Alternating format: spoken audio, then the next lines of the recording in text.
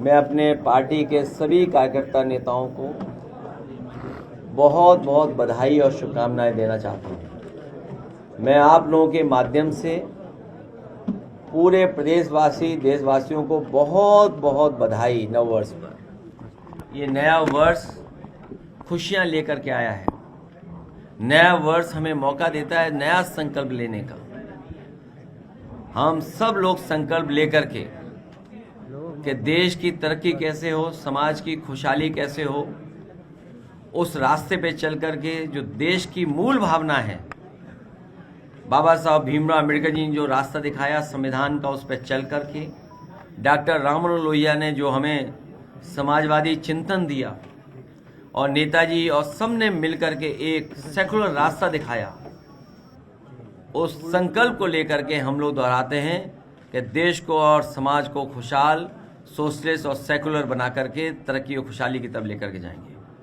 Sir Netaji की मूर्ति नहीं लगाने दे रहे हैं वहाँ पे और माघ मेले में सर लगी थी, दूध बांटा गया इस बार जो है दिक्कत कर रही है। अब कई अधिकारी चापलूसी रोटी बना रहे थे, वो किस नियम में था? जो चापलूसी रोटी बन रही थी वो किस नियम में था? अगर अधिकारी ये नियम बदल रहे हैं तो हम लोग सभी भगवानों को वहाँ के लगाएंगे और भगवानों के साथ साथ जो आयोजक हैं, जो आयोजन कर रहे हैं, मैं उनसे कहूँगा कि हमारे केदारेश्वर मंदिर के भी वहाँ पर कुछ स्थापना करें।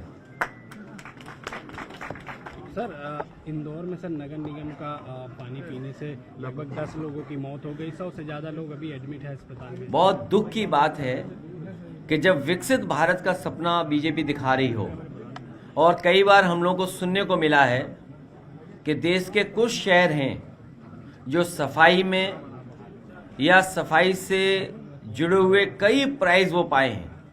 ये शहर तो वो है इंदौर जहाँ पर कई बार अवार्ड मिला है वहाँ की म्युनिसिपल कॉरपोरेशन को, और अगर वहाँ के शहर को अवार्ड मिलता रहा है और वहाँ ड्रिंकिंग वाटर की ये स्थिति हो कि जिन्होंने पिया उसकी जान चली गई हो और कई लोग बीमार हैं, और जब इससे सवाल भारतीय जनता पार्टी से किया गया तो भारतीय जनता पार्टी के लोग जवाब न दे करके किस तरह का व्यवहार कर रहे हैं आप कल्पना नहीं कर सकते हैं। ये वही लोग हैं जिन्होंने कहा था कि माँ गंगा को साफ करेंगे। आज अगर माँ गंगा का पानी पी लें आप तो आप खुद बीमार हो जाएंगे। यमुना में अगर नहा लें आप दिल्ली में तो आपको खुजली हो जाएगी शरीर पर, बीमार हो जाएंगे।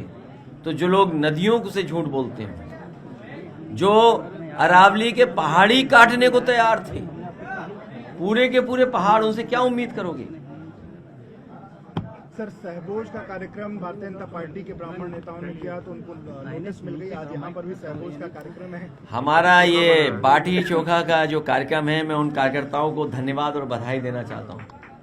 हम सब लोग मिलकर के खाते पीते हैं। अभी तो वो विधायक बैठे बैठे खा रहे थे, अगर वो कहीं सरकार के खिलाफ खड़े हो गए तो क्या होगा सरकार का? सर SIR सरकार के खिलाफ वो खड़े हो गए तो सरकार का क्या होगा? नोटिस दे दी। इसीलिए तो मैं कह रहा हूँ कि वो विधायक अभी तो बाटी चोखा खा रहे थे बैठे बैठे। अगर वही विधायक खड़े हो गए सरकार के खिलाफ तो सरकार का क्या होगा? और इसलिए हम कार्यकर्ताओं को बधाई देंगे कि कार्यकर्ताओं ने एक बाटी चोखा का जो अच्छा कार्यक्रम किया, हम सब मिलकर के एक दूसरे के प्रति बहुत अच्छा व्यवहार है हमारा, हमारे मिलजुल करके खाने का जो हमारा एक संस्कृति रही है, इसी तरह हम लोग एक दूसरे का सम्मान करते हैं। सर SIR का जो आंकड़ा है और राज्य चुनाव आयोग का जो आंकड़ा है उसमें लगभग 4 करोड़ का लगभग वोटर का अंतर है। जिस समय मुख्यमंत्री जी ने कहा था कि 4 करोड़ वोट उनके कट गए हैं, उसी समय उन्होंने अधिकारियों को संदेश दिया था बेईमानी करने के लिए।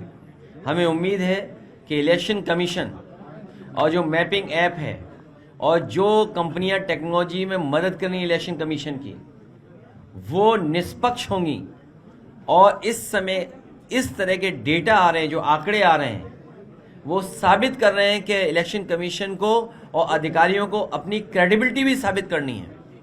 क्योंकि अगर आंकड़ों में फर्क आता है, स्टेट गवर्नमेंट के दूसरे आंकड़े हैं तो SIR के दूसरे आंकड़े हैं, तो और फिर इलेक्शन कमीशन को ये भी सोचना पड़ेगा फिर कि एसआईआर का मतलब क्या हुआ, रिवीजन का मतलब क्या हुआ, इंसेंटिव उसका मतलब क्या हुआ। एसआईआर में लगभग 12.5 करोड़ के आंकड़े हैं और जो पंचायत चुनाव के मैंने आपसे कहा कि इस समय अधिकारी और चुनाव आयोग की क्रेडिबिलिटी का सवाल है कि अगर इस तरह के आंकड़े आ रहे हैं तो जो लोग शामिल हैं, जो टेक्नोलॉजी शामिल है, आखिरकार वो कहीं हेरा फेरी की तैयारी तो नहीं कर रहे हैं। कहीं ऐसा तो नहीं कि मुख्यमंत्री ने जिस दिन इशारा किया था कि 4 करोड़ उनका वोट कट गया है, वो बेईमानी की तैयारी कर रहे हो टेक्नोलॉजी के साथ मिलकर के। सर पश्चिम बंगाल में चुनाव है, क्या लगता है एसआईआर का असर वहाँ पे भी दिखाई दे? पश्चिम बंगाल में ममता बनर्जी जी बड़े वोटों से जीतने जा रही हैं।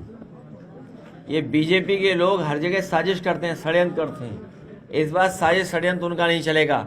बंगाल में हारेंगे और फिर यूपी में भी हारेंगे। सर, शाहरुख खान ने बांग्लादेश के खिलाड़ियों को आईपीएल में लिया है, इस पर संदीप सोम कह रहे हैं शाहरुख खान गद्दार है, इस तरीके की बात। क्योंकि हमारे ये जो जिंदाबाद नारे लग रहे हैं, हमारे कार्यकर्ताओं को रास्ता साफ दिखाई दे रहा है, मंजिल दूर दिखाई दे रही है 27 की, और यही कार्यकर्ता जानते हैं 26 ही हमारे 27 लाएगा। जितनी 26 में हम लोग मेहनत करेंगे और 27 में हमारी सरकार समाजवादियों की कार्यकर्ता बनाने जा रहे हैं और पीडीए की ताकत और मजबूत करने जा रहे हैं।